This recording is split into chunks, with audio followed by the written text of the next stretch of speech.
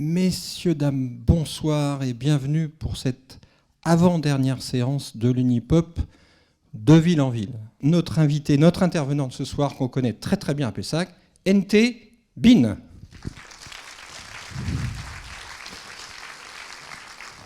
Bonsoir. Alors Bin, c'est évidemment un habitué de l'Unipop, vous le connaissez déjà. C'est un retraité très actif, très actif.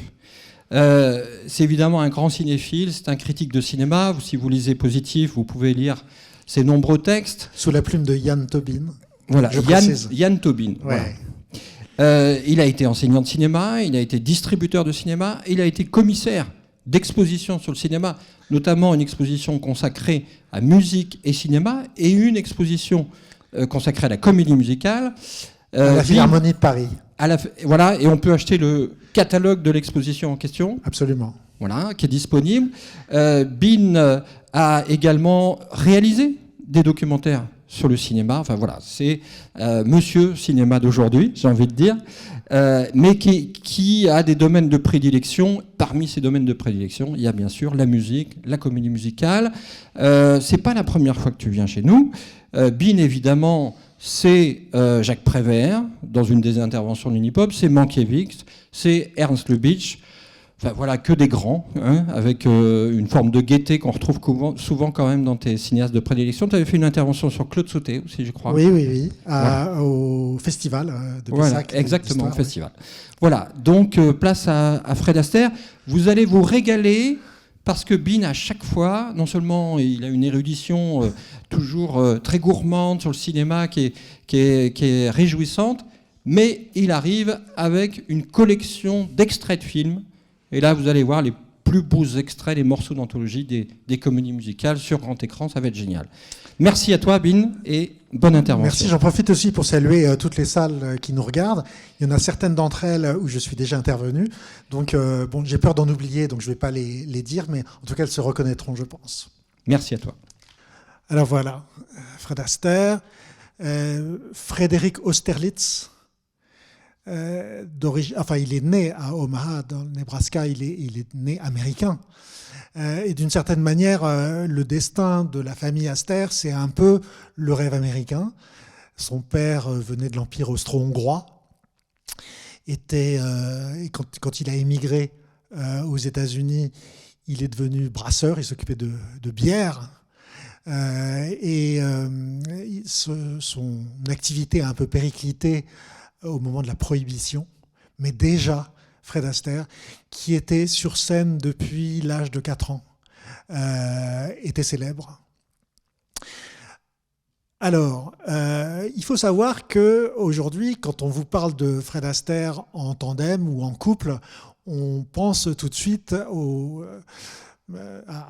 partenariat professionnel qui a duré presque 10 ans avec Ginger Rogers. Mais il faut savoir que si Fred Astaire était réticent à l'idée de ce partenariat, c'est qu'il avait connu plus jeune, et dès son plus jeune âge, dès l'enfance, un autre partenariat qui s'était terminé par une rupture professionnelle, un partenariat avec sa grande sœur Adèle. Voilà, Adèle, c'était la star du couple Fred et Adèle Astaire. Fred Astaire, c'était le petit frère.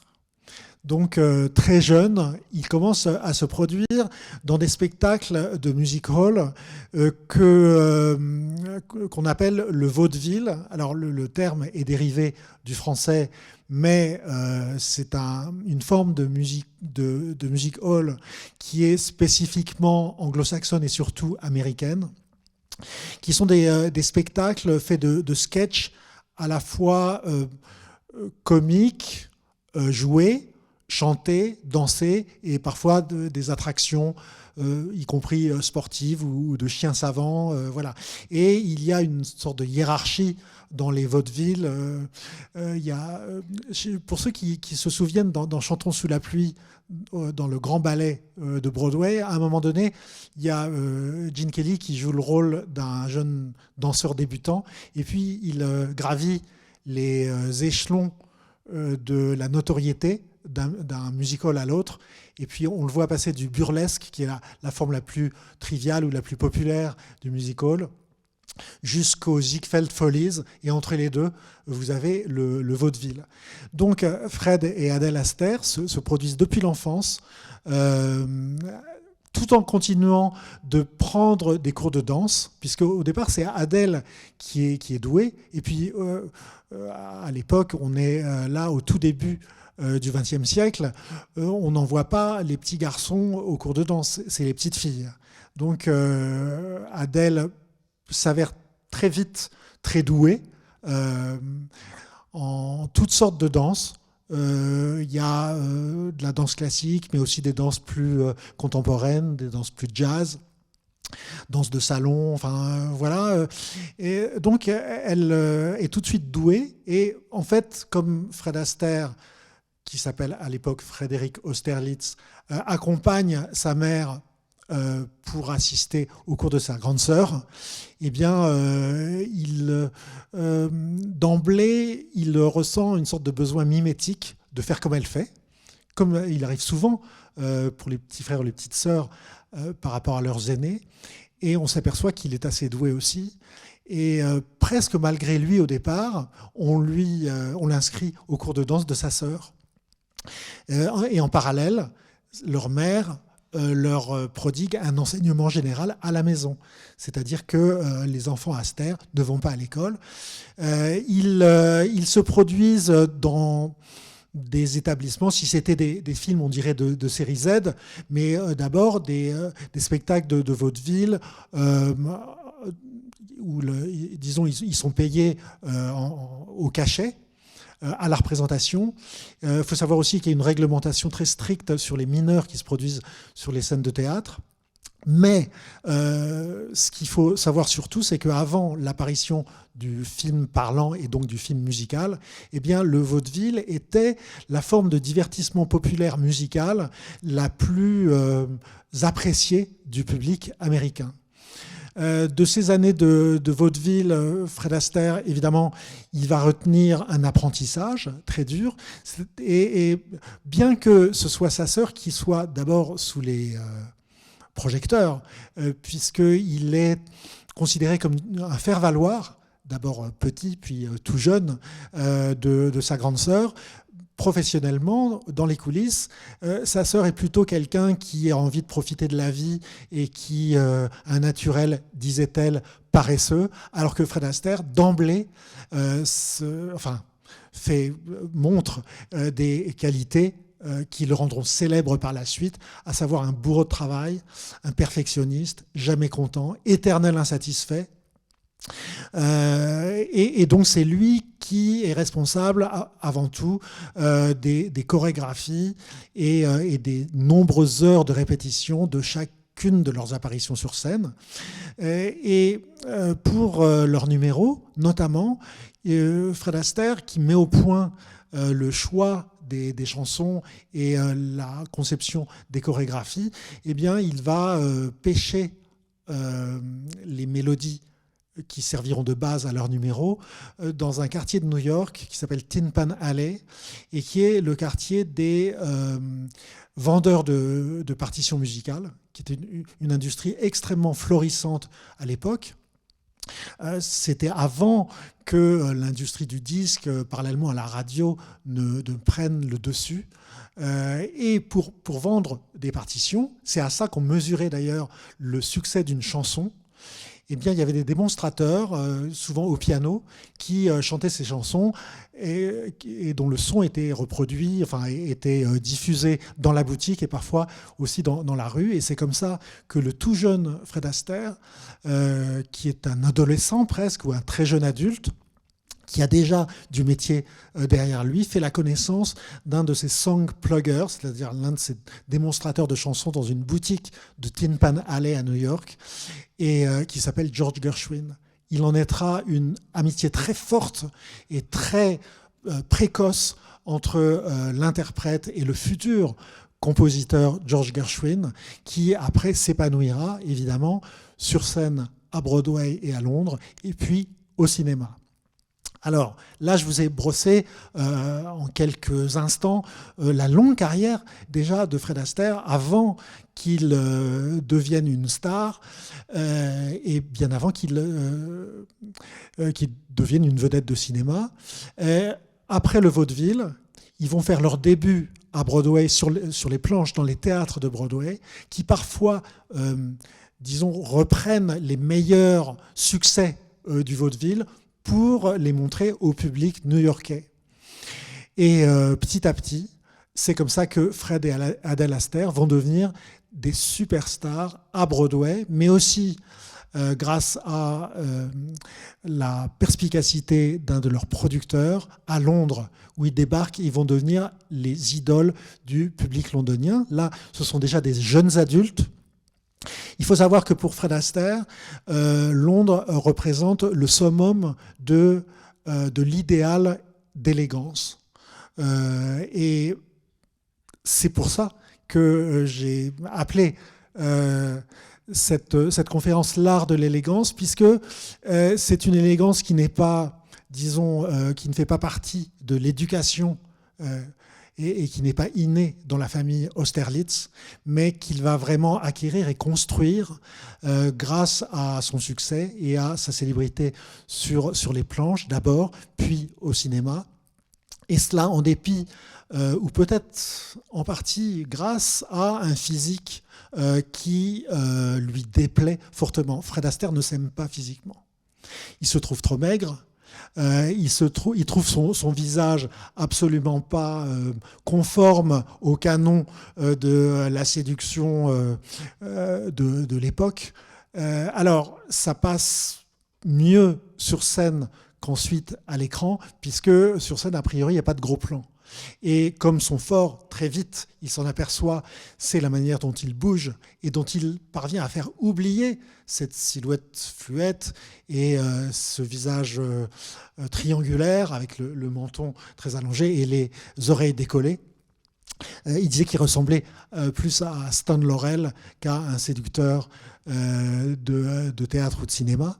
Eh bien, malgré ce physique, il va être bientôt voté l'un des hommes, élu l'un des hommes les plus élégants des États-Unis. Il y a eu du chemin à parcourir, et ce chemin, il passe par Hollywood. Donc, je vous passe rapidement sur leur grand succès à Broadway, de Fred et Adèle. Parmi ces succès, il y en a deux en particulier qui vont donner des titres à des films que Fred Astaire interprétera plus tard. Il y a notamment Funny Face, avec une musique de George Gershwin et des paroles d'Ira Gershwin, qui deviendra, sous le titre Funny Face et en français Drôle de frimousse, un film de 1957, l'un des derniers grands films musicaux de Fred Astaire, mais avec un nouveau livret, une nouvelle histoire. Et il y a également The Bandwagon. Funny Face, c'était les frères Gershwin, et The Bandwagon, c'est le tandem Arthur Schwartz et Howard Dietz, d'auteurs-compositeurs, qui écriront pour ce spectacle des chansons qu'on retrouvera dans le film The Bandwagon bien plus tard, tous en scène, là aussi avec un nouveau livret, un nouveau scénario. David O. Selznick, le futur producteur de Autant n'emporte le vent, assiste à une représentation à Broadway de Fred Astaire, de Fred et Adèle Astaire. Il faut savoir que en 1932, en fait, Fred et Adèle vont connaître une rupture professionnelle, une séparation, parce que Adèle Astaire, qui en a peut-être un peu assez de cette vie sur les planches et qui rêve quand même d'abord de beaucoup faire la fête et puis ensuite de profiter de la vie et ensuite aussi de se marier. Elle a fait la connaissance d'un lord anglais, Lord Cavendish. Il faut savoir que le duc d'Édimbourg était l'un des fans du couple, du tandem Fred et Adèle Astaire lorsqu'il se produisait à Londres. Et Adèle se marie en 1932. C'est l'année où David Selznick décide de faire un essai un bout d'essai, un test filmé à Fred Astaire. Fred Astaire s'est mal remis au départ de cette rupture avec Adele. Et son premier spectacle en solo, c'est-à-dire sans sa sœur, s'appelle Gay Divorce, le joyeux divorce, qui sera monté à Londres et à Broadway, et qui va faire de lui, disons, un danseur dont la personnalité s'est complètement métamorphosée. Pour la première fois, il joue le rôle d'un jeune premier séduisant, ce qu'il ne pensait jamais pouvoir jouer auparavant. Et la pièce est un succès. Et David Selznick donc, fait faire un bout d'essai et prend Fred Astaire sous contrat à Hollywood. Faut dire qu'avant le bout d'essai, il y avait eu un rapport célèbre d'un assistant ou une secrétaire sur les aptitudes de Fred Astaire. C'est devenu légendaire. Ne sait pas jouer la comédie, un peu chauve, danse un peu. Voilà. Alors, Selznick, il n'a jamais produit de comédie musicale. Il est alors producteur, il n'est pas encore indépendant. Il travaille comme l'un des producteurs de la RKO. Et donc, Fred Astaire est mis sous contrat et fera l'un de ses premiers rôles à la RKO qui est prévu.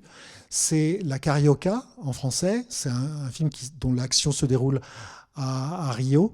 Et le titre anglais, c'est Flying Down to Rio. Selznick a quand même un peu des doutes, notamment sur la photogénie de cette nouvelle vedette. Il ne sait pas trop quoi en faire. Selznick n'a jamais produit de comédie musicale. Donc il accepte, avant le tournage de La Carioca, de prêter sa jeune recrue, Fred Astaire, à la MGM pour jouer son propre rôle dans un film qui s'appelle Dancing Lady, avec Joan Crawford et Clark Gable, qui en sont les vedettes.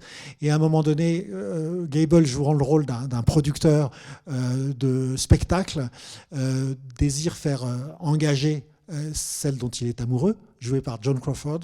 Et pour l'entraîner un petit peu, eh bien, on fait appel à l'une des vedettes de Broadway, qui est Fred Astaire. Donc, Monsieur Astaire, dans son propre rôle, règle 2 numéros musicaux pour lui et Joan Crawford, qui était la superstar à l'époque de la MGM. Fred Astaire est horrifié par les rushs. Il se trouve horrible. Il est persuadé qu'il ne fera pas carrière à Hollywood. Il lui faut quand même honorer ce contrat de jouer dans Flying Down to Rio, Carioca. On lui donne comme partenaire une jolie rousse qui se décolore en blonde. Elle s'appelle Ginger Rogers, elle a déjà fait une 12aine de films, parfois des premiers rôles.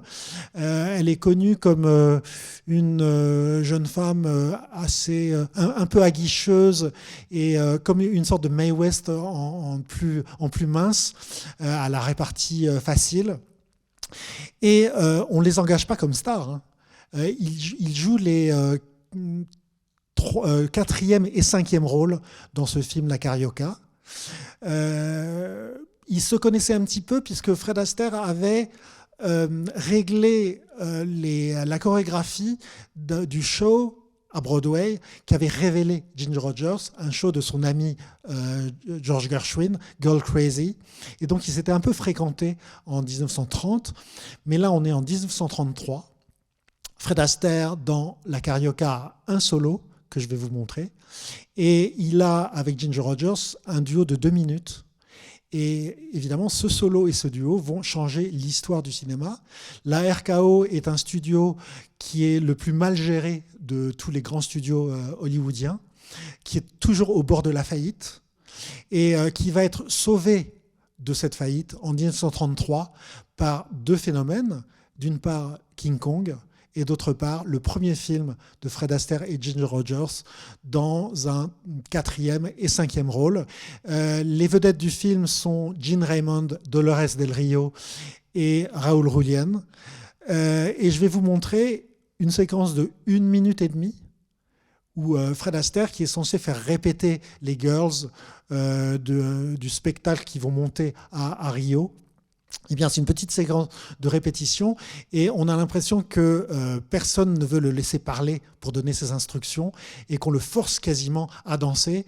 Et Fred Astaire, dans ce film, comme dans beaucoup de ses films suivants, dès qu'il entend un peu de musique, on a l'impression que ses jambes, c'est plus fort que lui, se mettent à danser.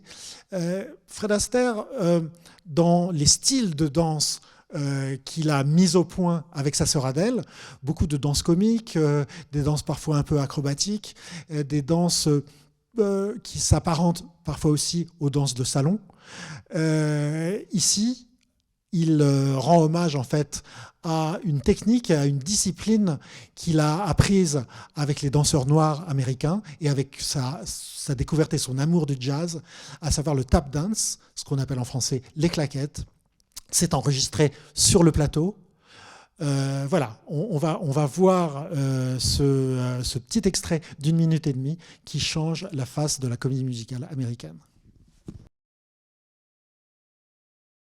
Voilà comment la caméra tombe amoureuse de Fred Astaire. Et avec la caméra, le public américain, puis bientôt le public mondial. Alors, il y a 2 choses qui montre que Fred Astaire n'a pas contrôlé le tournage de cette séquence, puisqu'il y a 2 choses qu'il déteste. D'une part, il déteste les gros plans sur ses jambes ou ses pieds quand il danse, puisque pour Astaire, le mouvement dansé, c'est le corps entier. Donc, à partir du moment où il va devenir une vedette, il va imposer que pendant les séquences dansées, il soit toujours en pied, c'est-à-dire que tout son corps soit visible. Et autre chose aussi évidemment qu'il déteste, ce sont les inserts sur les spectateurs qui sont en train d'admirer sa performance. Voilà, c'est disons, l'un des subterfuges des cinéastes hollywoodiens pour faire passer... c'est un peu l'équivalent des rires enregistrés dans les sitcoms. C'est pour faire passer cette incongruité qu'un personnage se mette à chanter et à danser dans la vie courante, alors que ça ne se fait pas. Mais tout d'un coup, il a des spectateurs, il a un public autour de lui, et ça permet de justifier, en quelque sorte, qu'il continue de le faire. Alors, à partir du moment où Fred Astaire et Ginger Rogers, dans ces petits rôles, ont dansé 2 minutes ensemble et ont conquis le public américain, on décide de façonner un long métrage où ils seront les stars. Et ce long métrage, c'est une adaptation de Gay Divorce qui devient The Gay Divorcee, c'est-à-dire de Joyeux Divorce, ça devient La Joyeuse Divorcée, sans doute pour calmer les foudres de la censure, de l'autocensure américaine, le fameux code de production, le code Hays, pour qui un divorce ne peut pas être vraiment joyeux. Mais peut-être, à la limite, si une veuve peut l'être, une divorcée peut l'être aussi. Alors, je vais vous montrer maintenant un extrait qui est décisif dans la nouvelle personnalité d'Astaire et Rogers à l'écran. C'est une chanson immortelle de Cole Porter, Night and Day. C'est un extrait de La Joyeuse Divorcée, 1934.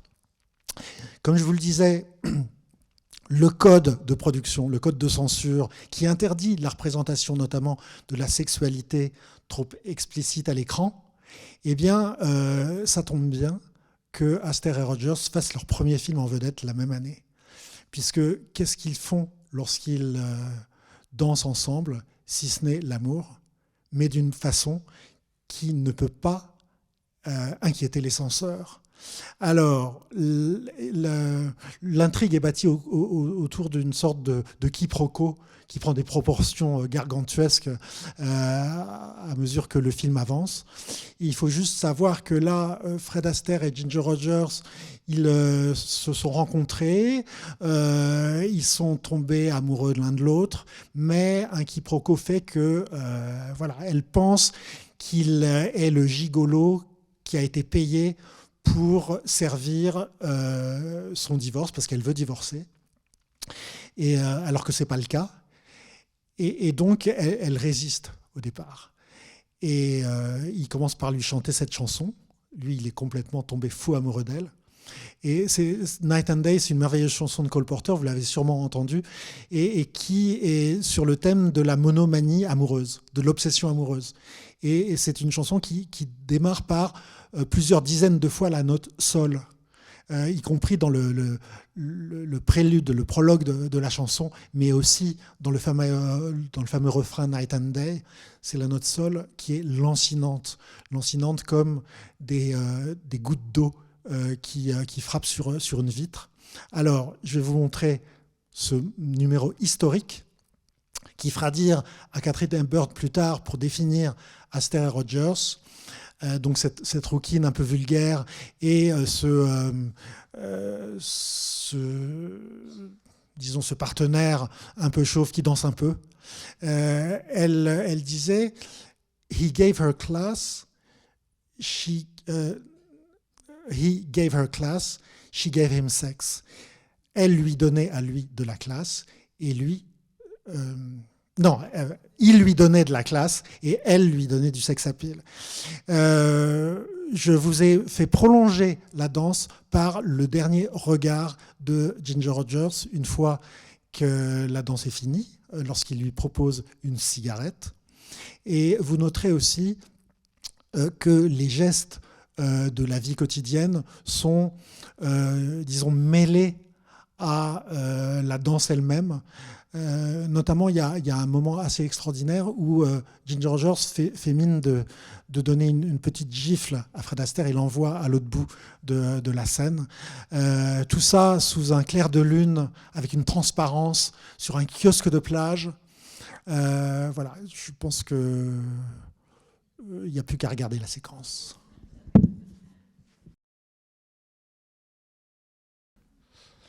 Alors, 1934...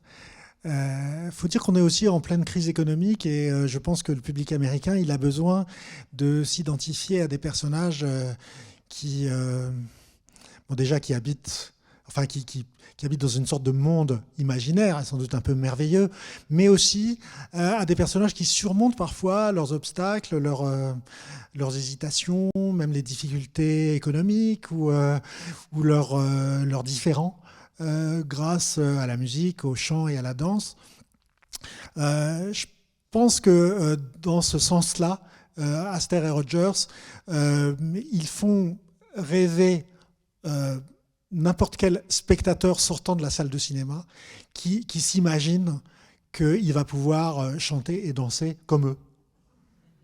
Et c'est-à-dire que ce qui est très important dans l'évolution de la comédie musicale grâce à Astaire et Rogers, c'est que avant eux, globalement, les comédies musicales, c'est des personnages qui habitent dans le monde du spectacle, qui vivent de leur profession de chanteurs et de danseurs et qui de temps en temps se produisent sur une scène et sont applaudis par le public.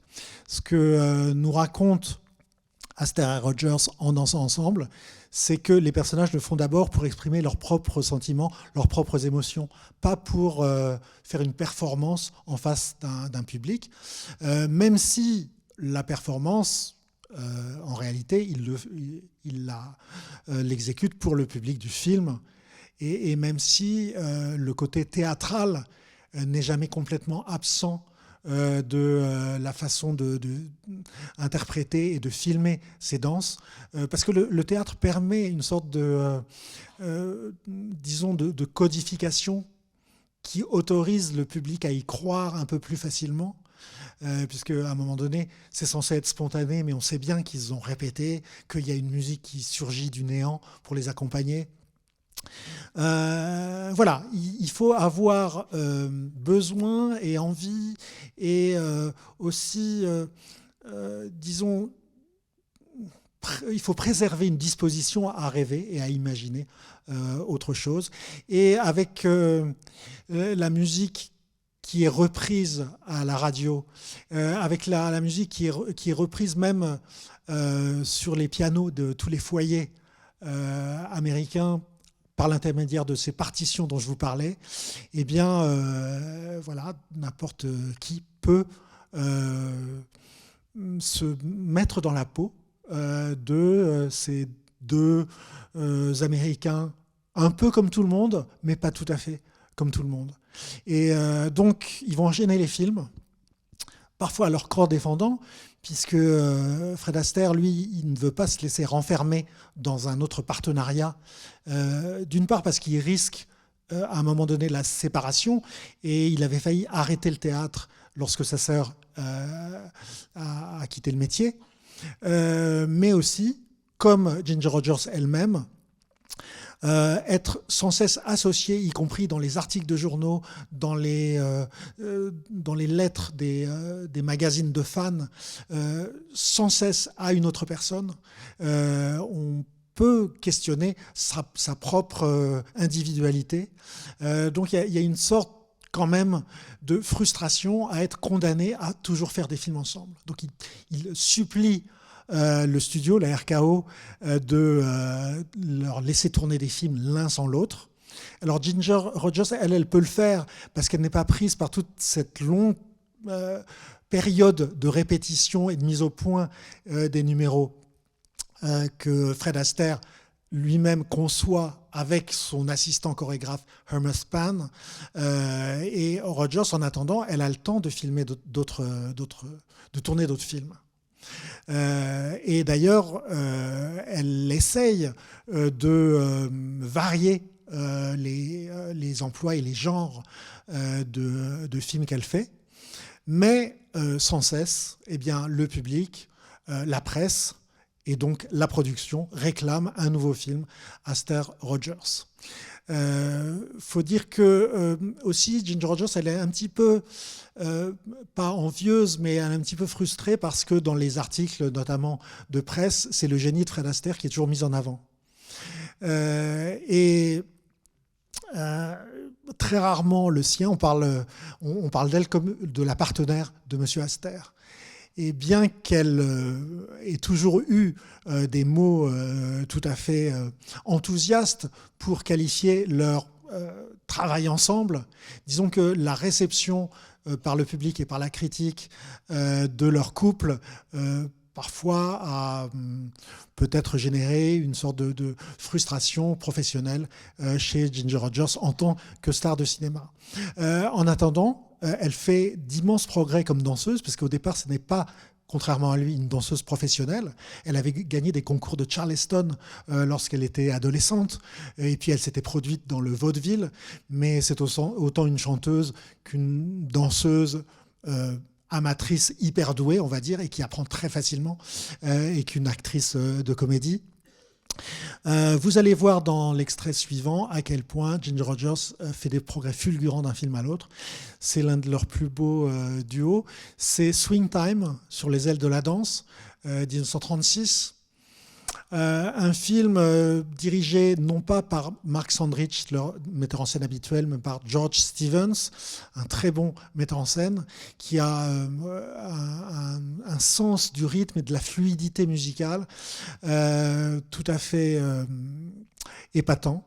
Ce film aura un peu moins de succès que les films précédents, ce qui amènera petit à petit Fred Astaire et Ginger Rogers a envisagé une séparation professionnelle. En tout cas, ça amènera la production à réfléchir.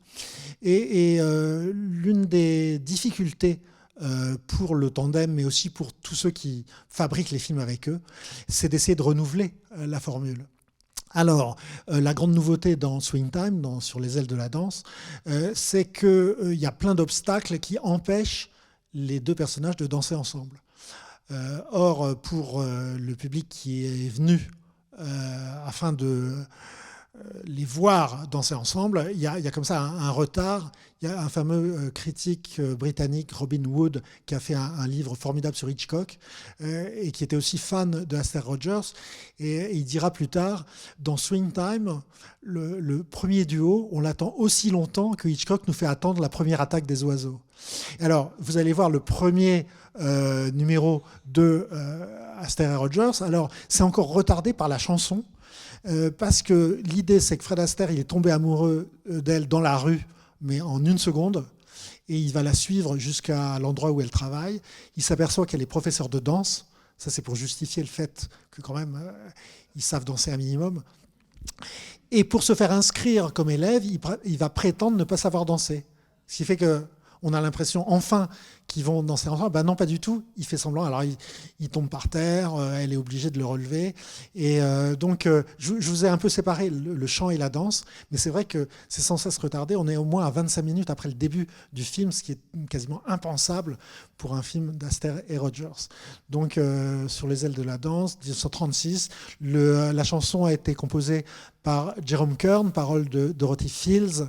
Ça s'appelle Pick yourself up, c'est-à-dire relève-toi, redresse-toi.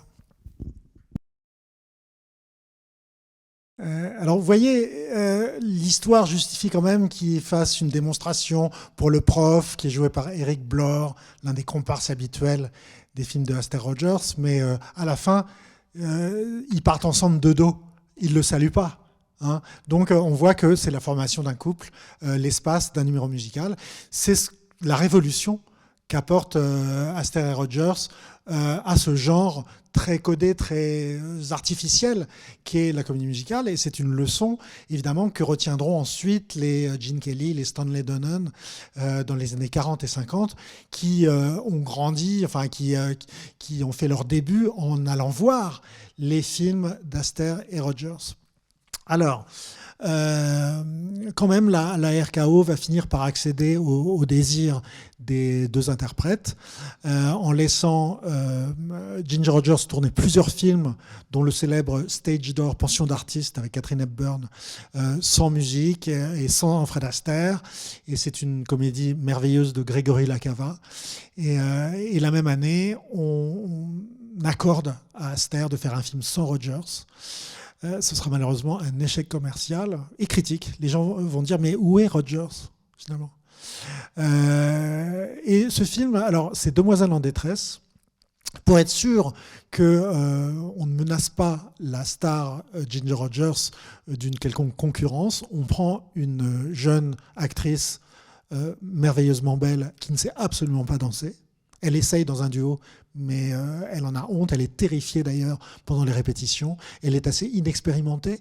Elle deviendra vedette quelques années plus tard grâce à Alfred Hitchcock. C'est John Fontaine. Et puis, on leur donne aussi George Burns et Gracie Allen, un couple de comparses. Dans certains films, Ginger Rogers et Fred Astaire jouent les comparses pour un autre couple romantique. Ici, dans Demoiselle en détresse, heureusement, il y a ces comparses qui mettent un peu de peps dans la relation, disons, peu chorégraphique et peu enflammée de Fred Astaire avec John Fontaine. Mais ce que je vais vous montrer, ce sont les dernières minutes du film, les 4 dernières minutes du film, qui contiennent le secret expliquant pourquoi Fred Astaire est le meilleur danseur de claquettes du monde. Même selon certains, dont Georges Balanchine et Mikhail Baryshnikov et Margot Fontaine, le meilleur danseur de l'histoire, donc de la danse. Eh bien, c'est que Astaire, c'était pas seulement un danseur, et c'était pas seulement un danseur de claquettes, mais le fait de faire de la danse de claquettes lui permettait de lier ses 2 talents principaux, un talent de chorégraphe et de danseur proprement dit, et un talent de musicien, puisque faire des claquettes, c'est faire de son corps un instrument de percussion. Et il faut savoir que Fred Astaire, qui disait ne jamais s'entraîner à danser entre les tournages, et même pendant les parties dialoguées le tournage des parties dialoguées, mais il ne s'entraînait, il ne dansait que pendant la répétition et les tournages eux-mêmes. Eh bien, il avait plusieurs passions. Enfin, dans la vie, il avait comme passion les chevaux de course, il avait le golf, c'était un golfeur fou, il y avait le billard, mais il y avait aussi la batterie. Et Fred Astaire, dans sa vie personnelle, ne dansait jamais, détestait danser dans les soirées. Alors évidemment, du coup, il n'allait jamais en soirée. Parce que toutes les femmes de la soirée voulaient danser avec lui. Donc voilà, avec sa femme Phyllis, ils étaient considérés comme les personnes les plus réservées, le couple le plus réservé de l'élite hollywoodienne. Eh bien, ce que vous allez voir là, c'est l'un des solos de batterie d'Astaire. Et quand je dis batterie, c'est à la fois instrument de percussion et claquette. Et c'est un plan séquence tourné en son direct. La caméra, disons qu'elle est subjuguée, elle est tellement subjuguée que elle bouge un peu, c'est-à-dire quand Fred Astaire s'avance, elle recule. Quand il recule à nouveau, elle s'avance. On est dans un espace confiné par les instruments de percussion et c'est absolument unique, je pense, dans l'histoire du cinéma, de la percussion et de la danse. C'est Demoiselle en détresse, George Stevens, 1937. Là, dans ce film, en fait, John Fontaine, elle sourit, en fait. Elle ne fait pas grand-chose d'autre. Donc, voilà, il y a d'autres solos de batterie dans les films d'Astaire. Il y en a un, notamment dans Parade de printemps, et il y en a un autre dans Papa longue jambe. Il faut savoir aussi que Astaire était un pianiste hors pair, et que c'était aussi un compositeur. Il a composé plusieurs chansons, aucune qui n'a eu autant de succès que celle de ses amis compositeurs. Mais quand même, voilà, c'était un musicien en plus qu'un danseur exceptionnel. Alors, voilà, la Demoiselle en détresse ne marche pas. Ensuite, Astaire et Rogers donc, sont réunis pour un autre film qui s'appelle Amanda, Carefree en anglais, 1938. Le film est un échec. Ce sera le premier film d'Astaire Rogers à perdre de l'argent. Et leur dernier film ensemble dans cette période noir et blanc de la RKO, The Story of Vernon and Irene Castle, La Grande Farandole, date de 1939. Pour la seule fois de leur carrière, Astaire et Rogers jouent des personnages qui ont existé. Vernon et Irene Castle sont des danseurs des années 10 qui ont énormément influencé le style de Fred Astaire. Ils dansaient ensemble jusqu'à la mort de Vernon Castle pendant la Première Guerre mondiale. Et le film, qui était un film très atypique pour eux, qui est un film très attachant aussi, sonne le glas de leur tandem à la RKO. C'est également un échec commercial. Et alors là, toute l'Amérique se demande déjà, premièrement, quand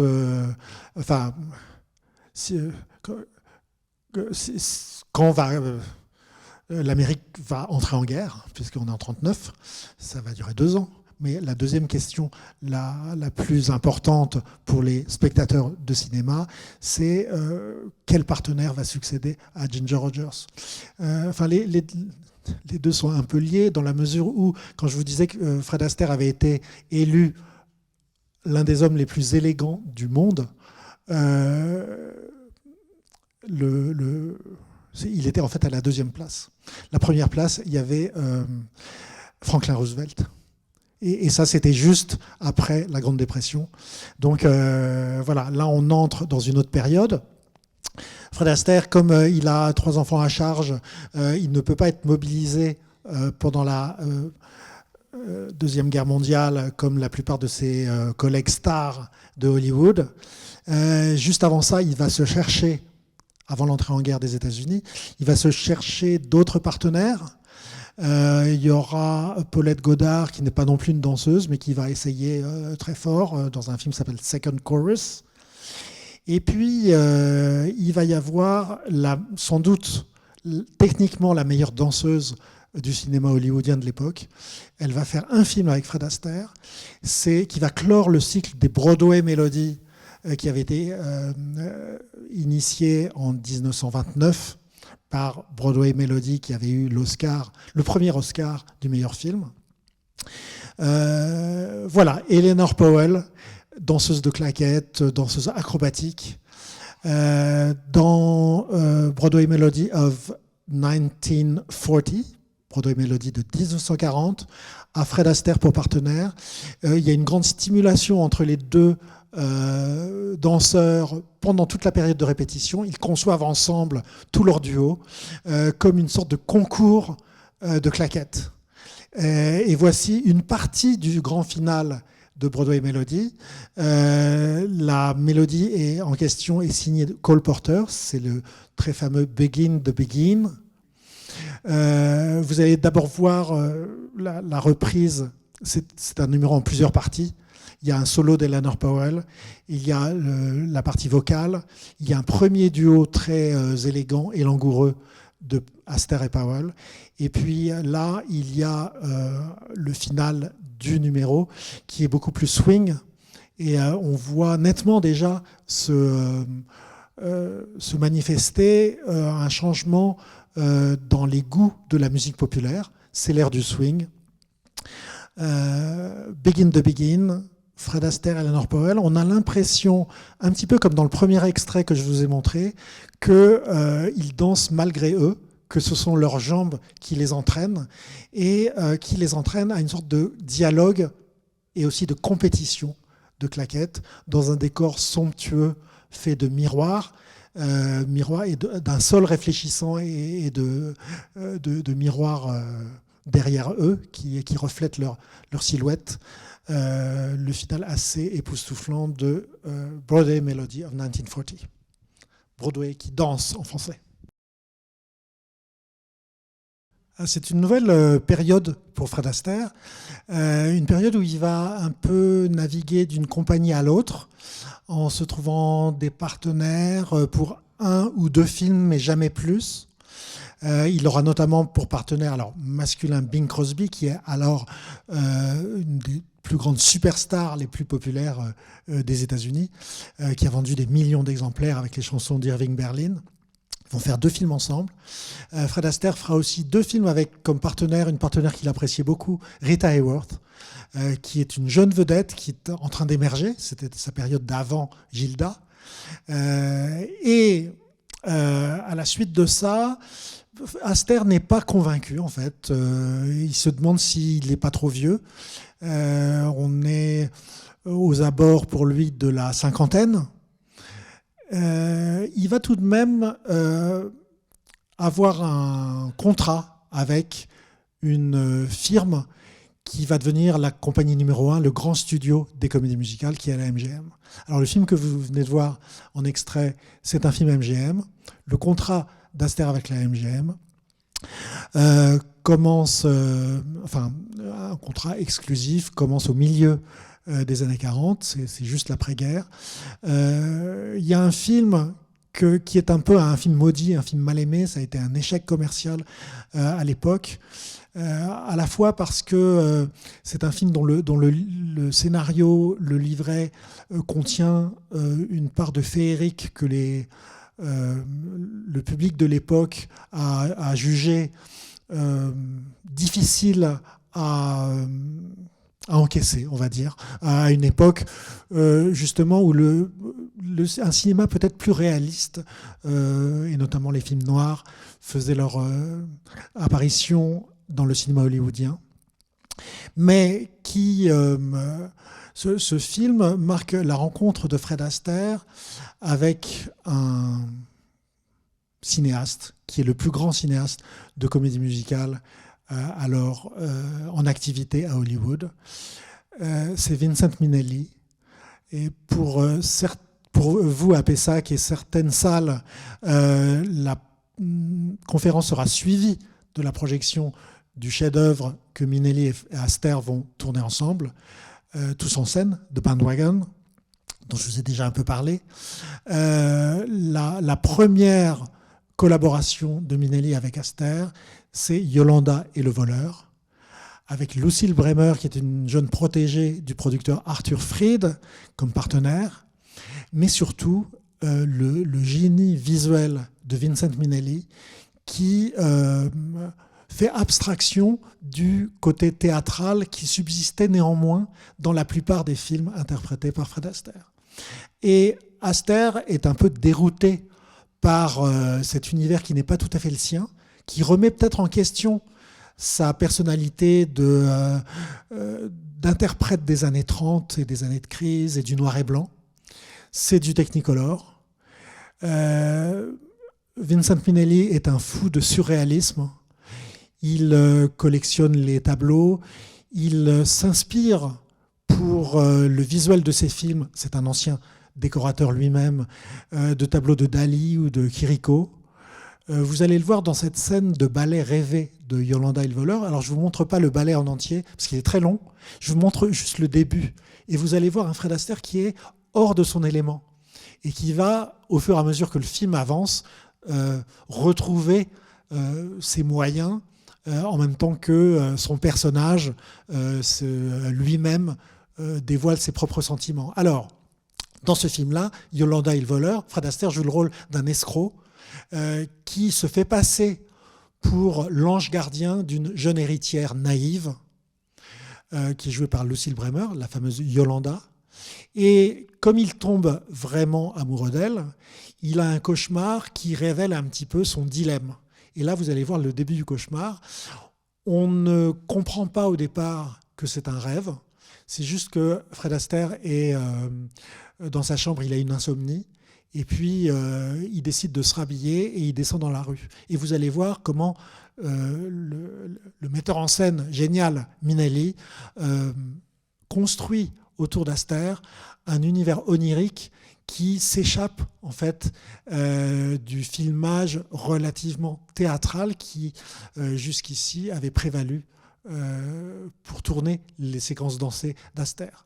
Alors, chorégraphiquement pour Astaire, ça n'est pas un summum.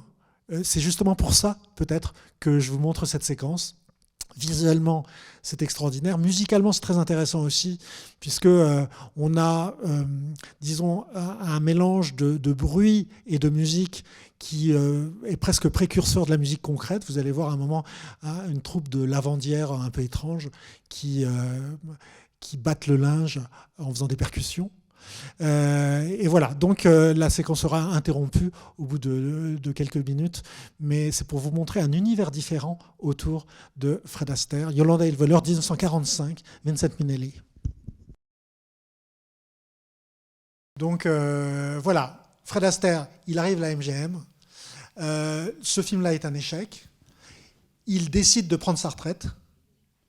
En 1946, il décide de prendre sa retraite quand même après un succès. Il essaye.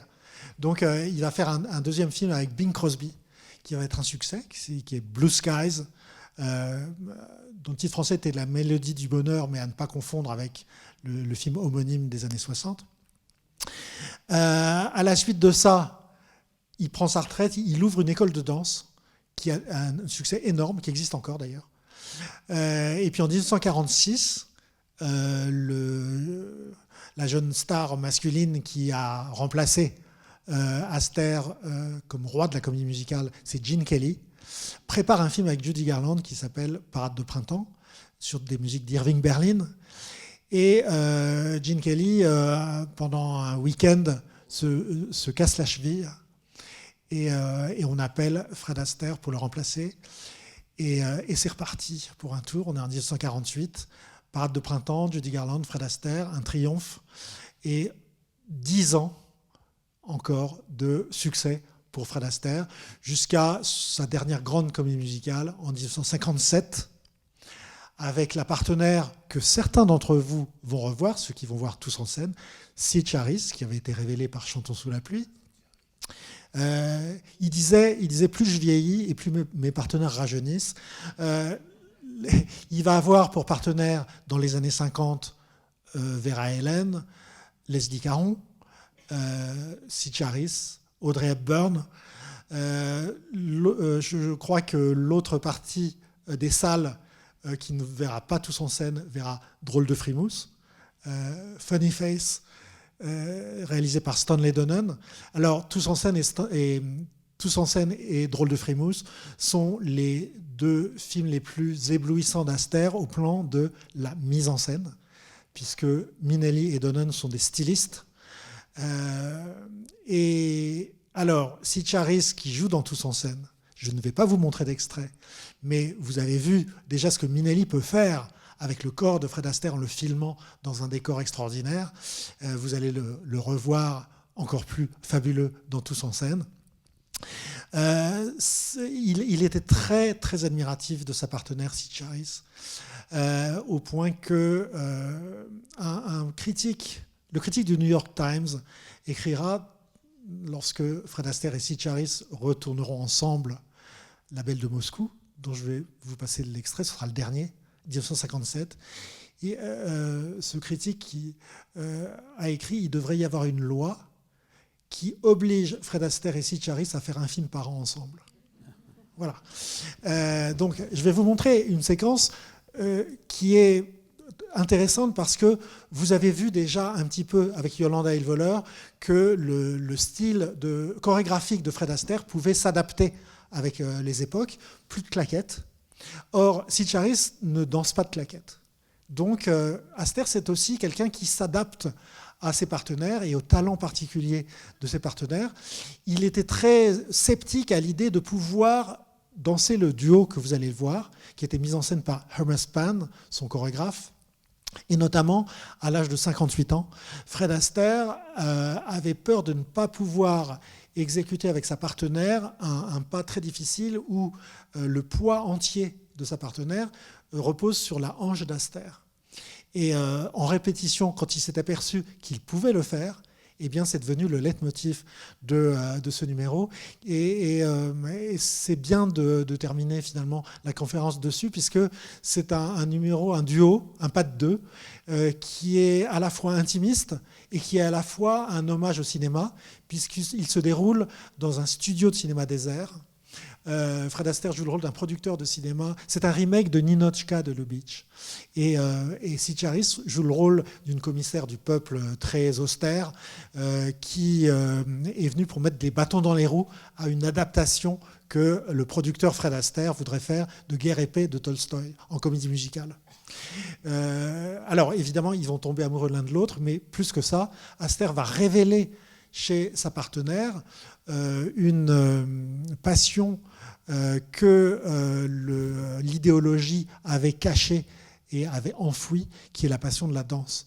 Et à partir du moment où ils dansent ensemble, Sitch Harris et Fred Astaire, on sait qu'ils sont faits pour s'aimer. Donc ici, dans un studio de cinéma désert, Fated to be Mated, une chanson de Cole Porter, et on va terminer avec ce duo éblouissant, cette conférence. Donc je leur laisse la place. Merci encore. À bientôt.